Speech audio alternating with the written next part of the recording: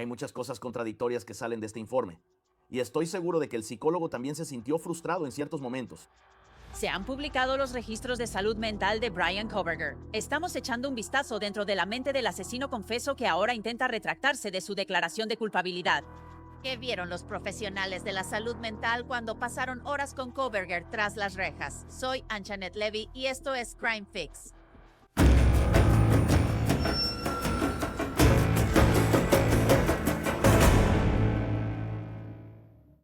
Bryan Kohberger está cumpliendo 4 cadenas perpetuas en la institución de máxima seguridad de Idaho y adaptarse a la vida en el bloque J no ha sido fácil para él.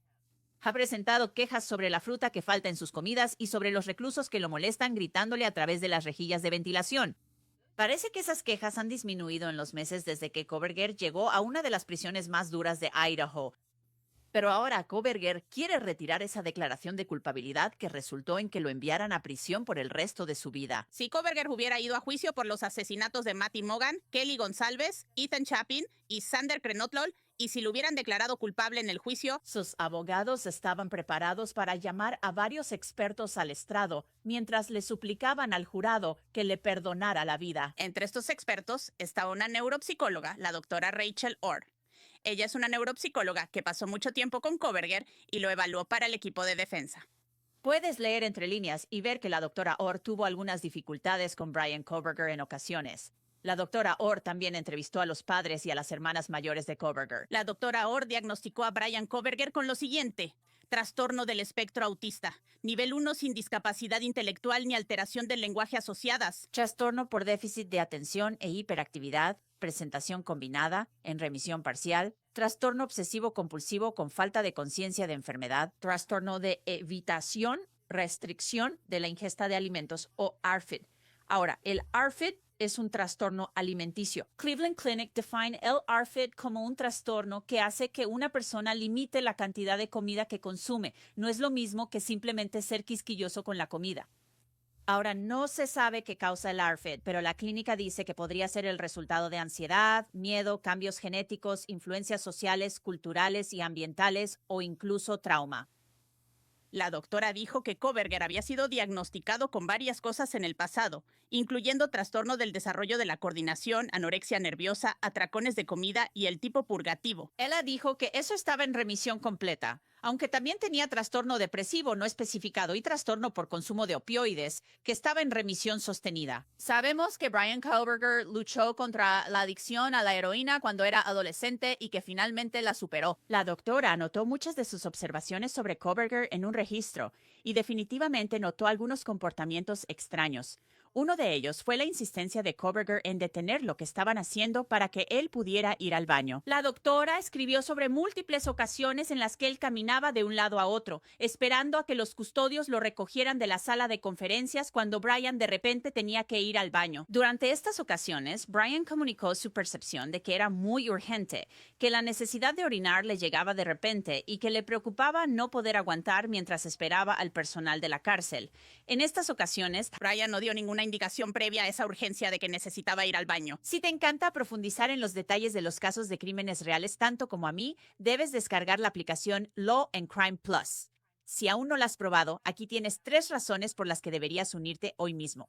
Número 1. Obtienes acceso completo. Mira los mejores programas, tanto de Law and Crime como de Court Television, completamente sin anuncios. Número 2. Obtienes los archivos de los casos. Acceso detallado a pruebas originales del juicio, incluyendo videos de cámaras corporales, llamadas al 911, fotos de la escena del crimen y mucho más. Y finalmente, es gratis durante 30 días completos. Les estamos dando a todos nuestros espectadores un mes entero para probarlo sin ningún riesgo. Así que ve a laonecrimeplus.com, ingresa el código promocional CrimeFix y comienza a explorar hoy mismo. Y la doctora Orr señaló que Bryan Kohberger no tenía mucha autoconciencia. La doctora Orr escribió, junto a Perspectivas, en general pobre. Aunque con momentos de reconocimiento fugaz, cuando se le desafía explícitamente a considerar su papel en ciertas situaciones. Y la doctora dio a entender que Kohberger monopolizaba la conversación en ocasiones. Generalmente orientado a objetivos, pero a menudo sus procesos de pensamiento parecían demasiado inclusivos. A veces insistía en contar una introducción más elaborada antes de llegar a su punto principal. Podía ser desorganizado, pero generalmente volvía a su punto y me decía si interrumpía su trayectoria, insistiendo en que se le permitiera continuar.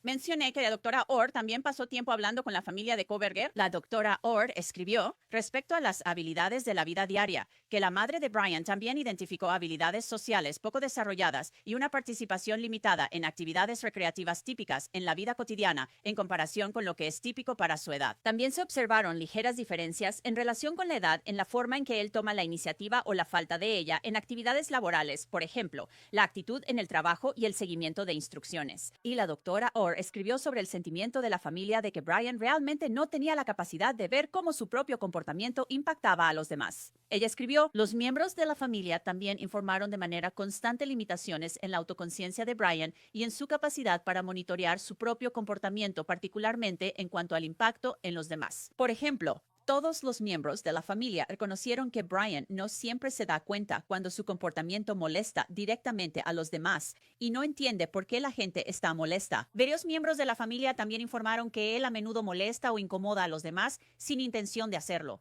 Y estos patrones se discutieron ampliamente durante las entrevistas con la familia. Antes de que volvamos a la historia en este episodio, quiero contarte algo que le pasó a mi esposa mientras organizaba un baby shower para una de sus mejores amigas. Mi esposa tenía una idea muy clara de cómo quería que todo se viera. Las decoraciones, los colores, el ambiente, toda la vibra en general. El único problema era descubrir cómo hacer realidad esa visión. Por suerte, encontró una aplicación gratuita llamada Gleeday. Ella describió la fiesta que tenía en mente y Gleeday organizó todo el evento para ella, gratis. Luego consiguió el kit de fiesta que combinaba. Los globos, el mantel, la decoración, cada detalle fue elegido para hacer realidad su visión y lo enviaron a nuestra puerta en una sola caja. Ya no tuvo que guardar 65 fotos de Pinterest ni pedir cosas que no combinaban.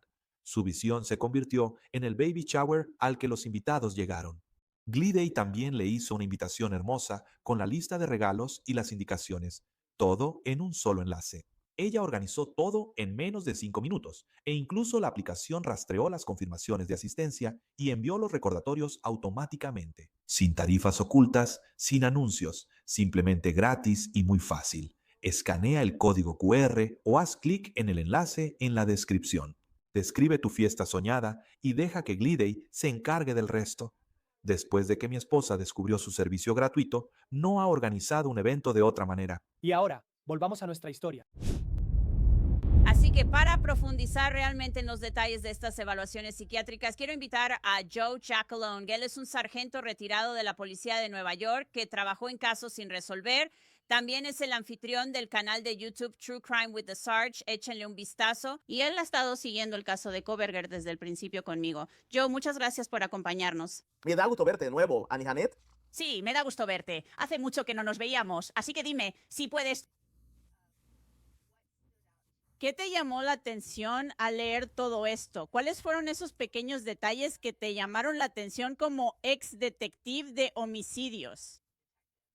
Bueno, lo primero es que él es muy impulsivo, no tiene nada de paciencia y es muy exigente, como en la parte donde le está diciendo al psicólogo, ya sabes, yo te diré cuando termine, ¿verdad? Así que estaba ejerciendo parte de su autoridad, por así decirlo, entre comillas. Y una de las cosas en las que realmente no profundizó, que pensé que el psicólogo sí lo haría, fue si él le hablaba de esa manera porque ella era mujer, ¿verdad? Nunca respondieron ninguna de esas preguntas. O tal vez esa fue la parte que fue censurada, donde, ya sabes, él le hablaba de manera condescendiente. Al menos eso parecía en ciertos momentos.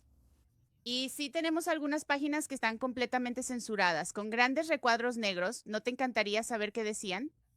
Así que ya sabes, creo que una parte del caso de la fiscalía, y nunca lo dijeron abiertamente, pero las víctimas, en este caso 3 de las 4, eran mujeres. Y se informó ampliamente que Brian Kohberger, en el campus de la Universidad Estatal de Washington, les daba mala espina a las mujeres. Las hacía sentir incómodas.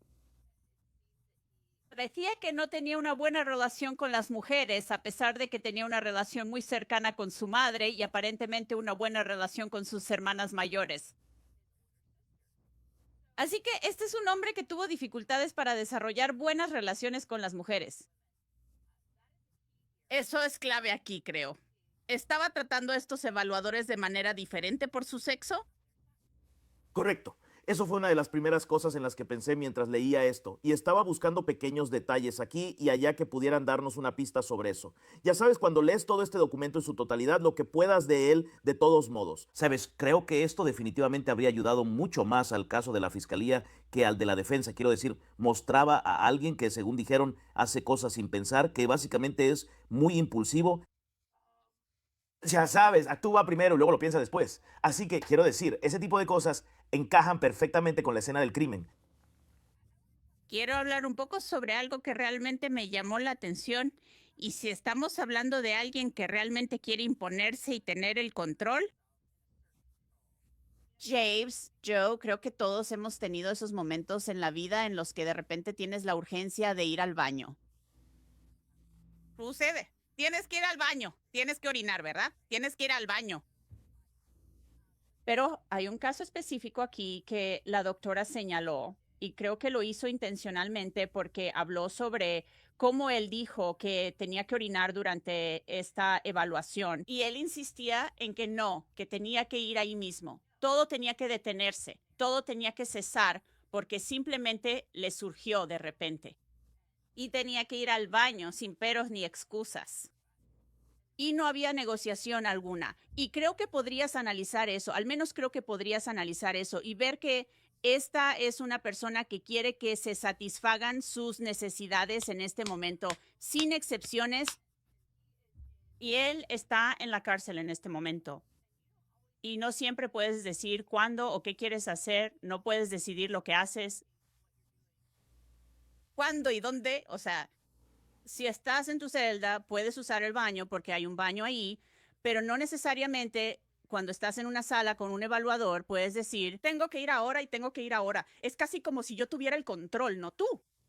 Correcto. Sí, me quitaste un poco las palabras de la boca porque iba a decir que en prisión no tienes libertad de movimiento. Haces lo que te dicen, vas al baño cuando te lo dicen, cuando estás fuera de tu celda y todas esas cosas, ¿sabes? Tienes que pedir permiso para hacer todo. Así que para él, tal vez, ya sabes, todas esas emociones reprimidas con las que ha estado lidiando mientras está en la cárcel, sentado en la celda. Y ahora él, ya sabes, está tratando de ejercer su poder de nuevo y regresar e intentar ver si puede recuperar un poco de sus procesos de pensamiento sobre cómo quiere manejar las cosas. Pero sí, estoy seguro de que está pasando por un momento muy difícil en la prisión en este momento con respecto a cosas como esta. Él no tiene el control. Ese es el problema. Y ahí también hablaron sobre cómo él estaba. ¿Sabes? Esto fue una interrupción muy abrupta de la evaluación cuando dijo que tenía que ir al baño y dijo que le preocupaba no llegar a tiempo. ¿Qué te dice eso? Como alguien que ha tratado con muchos acusados y sospechosos a lo largo de los años. Sí, bueno, quiero decir, el hecho de ser un animal enjaulado, ¿verdad? Estar en un zoológico que hace el animal cuando tiene mucha, ya sabes, mucha ansiedad y todo eso, simplemente camina de un lado a otro en su jaula. Es alguien que está tratando de ejercer de nuevo su poder, su autoridad y su control. Y recuerda, este tipo estaba, ya sabes, en el salón de clases, este tipo estaba enseñando a los estudiantes. Y sabemos que hubo varias quejas sobre la manera en que trataba a los estudiantes en esos aspectos. Así que, una vez más, él estaba en una posición de autoridad. Buscaba ser oficial de policía o entrar en las fuerzas del orden o en el programa de doctorado en justicia penal. Está buscando un lugar donde pueda ejercer algo de su autoridad. Y no le salió tan bien como lo había planeado. Ahora pasemos a su comportamiento social. Hay un recuadro sobre el comportamiento social de Brian que vamos a mostrar en la pantalla y dice que tenía algunos comportamientos típicos que se veían en Brian. Era bastante constante, aunque intenso, el contacto visual, una actitud educada y seguía las convenciones sociales, como dar la mano al saludar. Estos comportamientos parecían ser rutinarios. ¡Rutinarios! Brian también hacía intentos claros de hacer preguntas sobre los demás en ocasiones. Pero a menudo las preguntas eran sobre detalles muy específicos de temas que ya se habían discutido antes. En algunas ocasiones hizo comentarios positivos sobre mis logros educativos. Así que estaba impresionado por el nivel educativo de la evaluadora. Nunca fue abiertamente inapropiado. Se evidenció un comportamiento social frecuente y atípico en varios aspectos. Sin embargo, incluyendo la falta de gestos descriptivos o enfáticos, un tono y cadencia de voz atípicos, interacciones incómodas, falta de fluidez, Uso torpe del humor en ocasiones, prolongar una broma más de lo esperado, comentarios incómodos. Me divertí mucho haciendo la prueba cognitiva de Vence, raro. comprensión y reconocimiento inconsistentes del humor, Poca reciprocidad en la interacción, incluyendo reenfocar muy frecuentemente las conversaciones hacia sus propias experiencias o respuestas inusuales cuando comparto algo.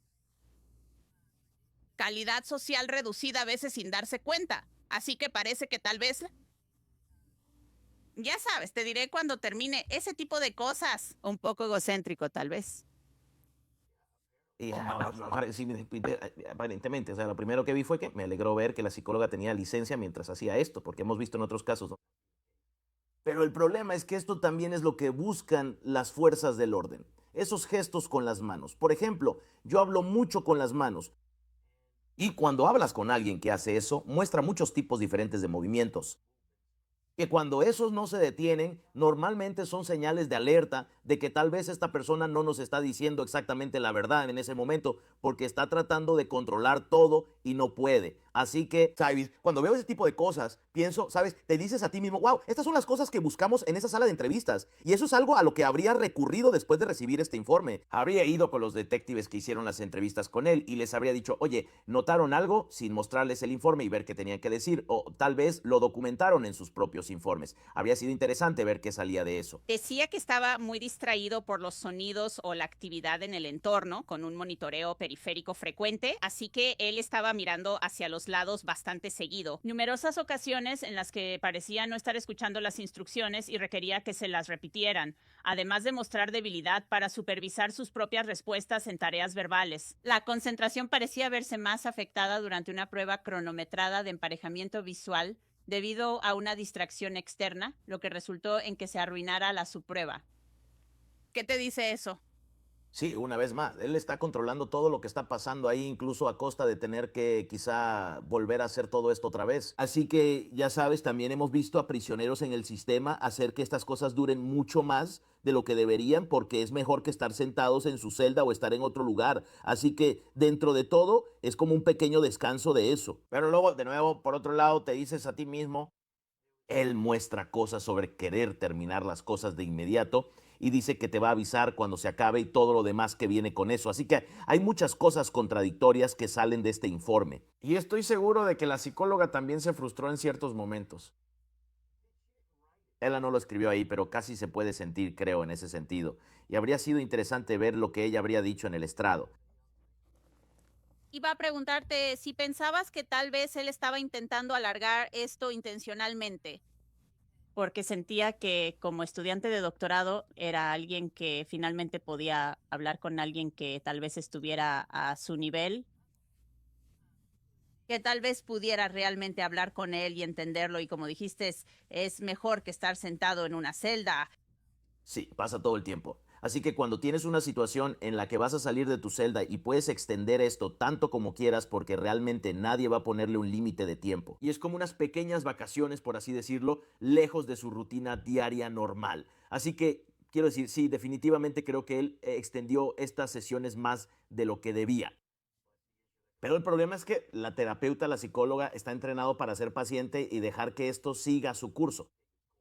Hay ¿sabe? Cuando documentan que básicamente se arruinaron ciertos aspectos de la prueba, se les vuelve más difícil y tienen que decidir si quieren repetir esto o no. Entonces, si lo piensas bien, Anjanet, recuerda que hubo una situación en la que lo estaban acosando a través del sistema de ventilación y todo eso. Tiene sentido con todo lo que le pasa auditivamente que esto realmente le esté empezando a molestar. Y tal vez una de las razones por las que estamos hablando de nuevo de este caso es porque él está tratando de anular esto. Como profesional clínica. Sin embargo, un profesional clínico se daría cuenta de esto. Eso es lo que hace. Evalúa personas todo el día. Y obviamente hay profesionales clínicos con diferentes, ya sabes, fortalezas y debilidades. Al final del día, todos somos seres humanos, sin importar las letras que tengamos al final de nuestros nombres. Pero yo pienso que el profesional clínico puede identificar estas cosas. ¿Ellos saben cuando alguien está tratando de engañarlos? Bueno, estoy seguro, igual que lo hacen los detectives. Así que es el mismo tipo de situación con la que lidias cuando alguien te está diciendo la verdad, cuando alguien está tratando de darte otra versión de la historia. Y estoy seguro de que si ella estuviera en el estrado, ellas le habrían preguntado sobre las preguntas que tú haces, porque todas estas cosas son realmente importantes cuando estás haciendo tu investigación. El tipo de pregunta, ya sea abierta o cerrada, tratar de llegar a una ubicación específica o a un evento en el tiempo es un aspecto realmente importante. Y los psicólogos hacen esto, ellos profundizan mucho más de lo que nosotros lo hacemos como policías. Así que para mí, en realidad habría sido bastante interesante ver hacia dónde iba esto. Definitivamente lo habría sido. Y será interesante ver, aunque las probabilidades estén en contra, si veremos que esto avance algo más que solo una moción post-condena, donde realmente sea el comienzo de esto. Joe Jackalone, muchas gracias por tu tiempo. Lo aprecio. Cuando quieras, Ángela.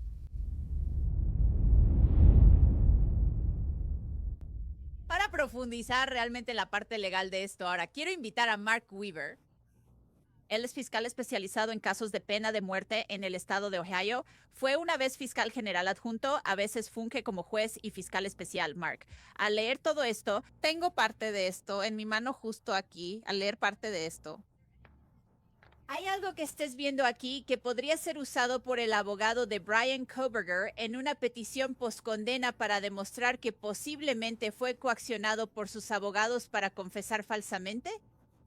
Aunque la escritura creativa no se enseña en la Facultad de Derecho, algunos abogados son realmente buenos en la escritura creativa, y especialmente los abogados que tienen muy pocas posibilidades de ganar. Tienen que ser buenos en la escritura creativa. Así que lo que imagino que va a pasar en este proceso de revisión postcondena es que creo que hay un abogado asignado. Esto originalmente fue un escrito que presentó Kohberger y ahora tiene un abogado que lo está ayudando. Ahora es trabajo de ese abogado aplicar creativamente estos hechos y de alguna manera plantear la idea de que alguien tiene el grado más leve posible de autismo. Pero en serio, un estudiante de posgrado en justicia penal que no sabía nada sobre los procedimientos judiciales, que fue completamente engañado por todos los abogados y el juez y que debería tener otra oportunidad de ir a juicio. No creo que haya muchas probabilidades de que eso suceda, pero es el trabajo de los abogados hacer lo mejor posible por su cliente. Sabes, él tiene varios diagnósticos aquí. Y vamos a revisar estos diagnósticos que la doctora Orr, quien es neuropsicóloga,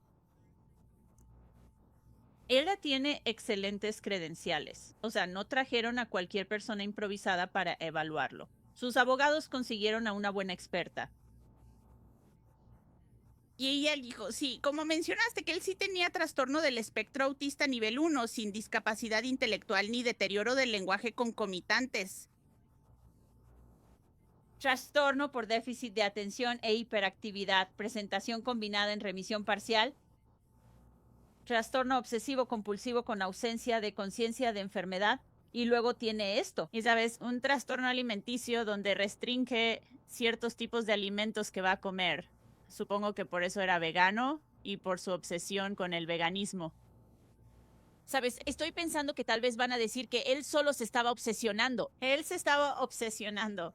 Tiene TOC, tiene, ya sabes, un poco de TDAH. Solo está sentado y su cabeza está dando vueltas pensando en ir al corredor de la muerte. Un boleto de ida al corredor de la muerte, estar en esa celda pequeña. Y él solo pensó, tengo que hacer esto, o si no me van a dar la pena de muerte, como dicen mis abogados. Sí, mis amigos me molestan porque cuando salimos a comer, no como nada que tenga carne, mayonesa o cualquier tipo de aderezo. Así que soy muy especial para comer.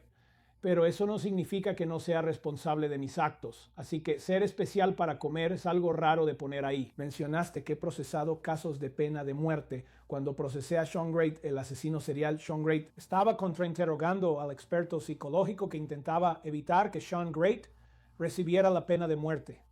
No tuvo éxito. Pero la pregunta que me surgió cuando leí su informe y decía que sufría de trastorno por déficit de atención. Los miré frente al jurado y dije, a eso le llamaba a mi abuela tener hormigas en la cola, y saqué una pequeña risa del jurado. Y eso era mi intención, porque es una idea ridícula pensar que el hecho de que no puedas prestar atención por mucho tiempo de alguna manera te libera de la culpabilidad por asesinatos. Eso sí, he ido a la escuela de posgrado y enseñado en la escuela de posgrado. No puedes terminar la escuela de posgrado a menos que puedas leer el material. Así que Brian Koberger tenía suficiente capacidad de atención para poder leer material a nivel de posgrado. Pero ¿es maleable y coercible? Supongo que esa es la pregunta. Sí, probablemente no. El mejor caso que tenemos sobre esto es el caso Atkins contra Virginia de la Corte Suprema de Estados Unidos. Y ahí estaban analizando lo que en ese entonces se llamaba retraso mental. Ahora se llama discapacidades del desarrollo con coeficientes intelectuales muy bajos, personas que simplemente no entienden lo que está pasando. Ese no es el caso aquí. Brian Koberger no es una persona bien adaptada. Pero el estándar para no ser considerado penalmente responsable o para no poder entender lo que sucede a tu alrededor es mucho más alto de lo que él sugiere. Es una batalla muy difícil para él intentar conseguir otro juicio. De hecho, el juez ni siquiera tiene que hacer una audiencia. El juez puede resolver esto, como decimos, solo con los documentos, simplemente revisando los escritos. Interesante. Tenemos toda una tabla aquí en este escrito. Y bajo comprensión, esto es algo que usted mencionó. La doctora Orr dijo que parecía intacta sin evidencia de dificultad para entenderme, pero en el control de impulsos, y esto pudo haber jugado muchísimo en contra de Brian Koberger. En el juicio se indica que mostró tendencias impulsivas durante toda la evaluación, intentó comenzar las tareas antes de tiempo o pasar las páginas por sí mismo, violó las reglas. ¿Y se apresuró al realizar las tareas? Si yo fuera la fiscal en este caso, creo que le habría mostrado al jurado. Tal vez habría cuestionado a la doctora Orr sobre esto y mostrado cómo todos dijeron que estos homicidios no pudieron haberse cometido en el periodo de tiempo que se indicó. Y ahora usted está diciendo, doctora Orr, que él se apresura al realizar tareas. Es un poco desagradable comparar eso, pero es alguien que, según la doctora Orr, se apresura al hacer las cosas. Sí, cuando te hacen una situación difícil, dicen que cualquier puerto es bueno en una tormenta. Lo que sea que puedas hacer para defender tu argumento. Así que están confiando en esto o van a intentar apoyarse en esto. Lo que acabas de describir de ese informe describe... Estoy inventando los números aquí, pero se acerca bastante al 40% de los chicos de 15 años. Y eso no lo hace particularmente extremo o inusual. ¿Es inusual en alguien que es adulto? Sí, hay menos adultos que tienen ese tipo de cosas, pero nada de esto significa que él no entendía lo que estaba pasando. Creo que mencioné esto en una de nuestras entrevistas anteriores. Probablemente nadie fuera de los abogados entiende un juicio penal mejor que un estudiante de posgrado en justicia penal. Él realmente entendía lo que estaba pasando. Bajo procesos de pensamiento, dice que generalmente está orientado a objetivos, pero a menudo sus procesos de pensamiento parecían sobreinclusivos. A veces insistía en contar una introducción más elaborada antes de llegar a su punto principal. Luego decía que interpretaba las instrucciones de manera literal, lo que a veces llevaba a numerosas preguntas y necesidad de aclaraciones, así como a una aparente confusión sobre cómo responder a algunos puntos. El pensamiento y comportamiento rígidos también eran evidentes en múltiples ocasiones, particularmente relacionados con los plazos, la rutina y la duración de los descansos. Entonces, Joe, tenemos pensamiento rígido, procesos de pensamiento orientados a objetivos. ¿Sabes? Él tiene TOC. Yo solo pienso que mucho de esto habría jugado en su contra en el juicio si esto se hubiera presentado, si el jurado lo hubiera escuchado. Claro, puedes imaginarte un juicio. El jurado está de regreso en la sala de deliberación y uno de los jurados dice: ¿qué clase de persona normal iría a matar a 4 personas así con un cuchillo? Y alguien más diría: bueno, revisemos ese informe porque él no es tan normal, es competente. Pero puedes ver que tiene una visión distorsionada del mundo. Y eso es lo que a veces hace que los asesinos malinterpreten lo que sus víctimas pretendían. Si él conocía a alguno de estos estudiantes fuera de la casa, pudo haber malinterpretado lo que probablemente pensó una de las mujeres. Entonces podría ver a un jurado usando esta información como una forma de entender por qué cometió su crimen, pero no como una forma de declararlo no culpable del delito. Los miembros de la familia, según la doctora Orr, informaron que Brian habla compulsivamente y no puedes decir ni una palabra. La hermana de Brian, Melissa, también identificó patrones notables de cognición social, a menudo características del trastorno del espectro autista, como el pensamiento literal, problemas para apreciar el panorama general y un enfoque excesivo en los detalles. Todo esto hace que suene como si Brian Koberger fuera una persona difícil de tratar.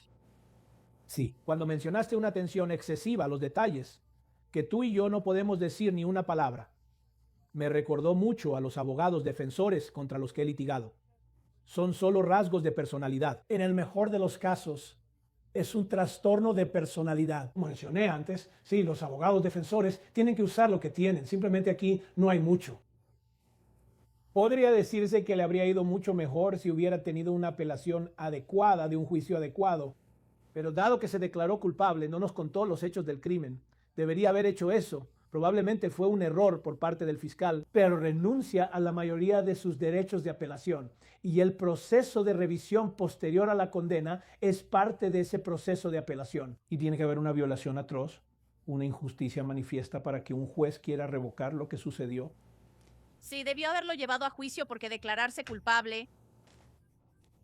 Ese no era el camino correcto. Si querías mantener tu inocencia y luego apelar... eventualmente presentar un habeas corpus, solo que lo va a hacer ahora. Pero todo eso de, ya sabes, pararte en la corte y decir, entiendo lo que está pasando y yo hice esto y soy culpable y me declaro culpable porque soy culpable, no es la manera correcta de hacerlo. Sí, como juez en funciones y magistrado, he hecho miles de lo que se llaman interrogatorios con acusados que cambian su declaración. Y como fiscal también he estado presente en muchos. Y están pensados para ser muy detallados porque quieres asegurarte de que el acusado sepa cada pequeño derecho que está renunciando. A veces el juez hará una pregunta para asegurarse de que el acusado entienda exactamente lo que significan todas las palabras. Ese proceso está diseñado para asegurarse de que peticiones como esta fracasen, porque si dijiste sí, entiendo una y otra vez, es poco probable que después puedas decir no entendía. Será interesante ver a dónde llega esto. Estamos pendientes de esto. Muchas gracias, Mark Weaver. Sí, gracias. Por ahora, la nueva abogada de Bryan Kohberger lo está conociendo mientras trabajan en este proceso posterior a la condena. Es probable que se presente una nueva petición después de que la abogada pueda revisar el expediente del caso y reunirse con Bryan Kohberger. Y recuerden, pueden consultar el expediente del caso en nuestra nueva aplicación, Law and Crime Plus. También pueden leer el informe completo de la doctora Orr ahí. Y eso es todo por este episodio de Crime Fix. Soy Anjanette Levy. Muchas gracias por acompañarme. Nos vemos aquí la próxima vez.